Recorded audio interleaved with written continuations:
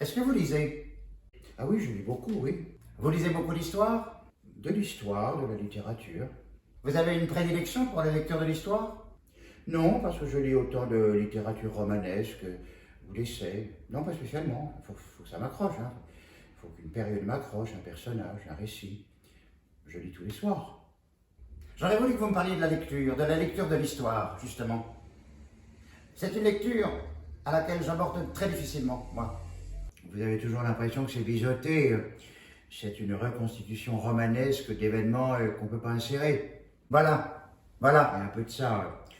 Je déteste l'histoire romancée, moi d'ailleurs. Enfin, vous me direz, elle est toujours romancée. Non, il y a quand même une science historique.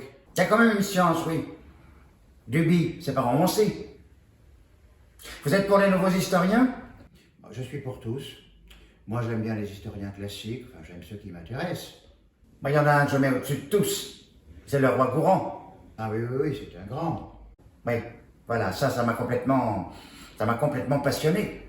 Parce que la préhistoire, c'est difficile de tricher. On n'en sait pas grand-chose.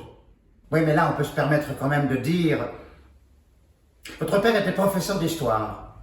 Ah non, je me trompe. C'est le père de Daniel qui était professeur d'histoire. Mon père était cheminot.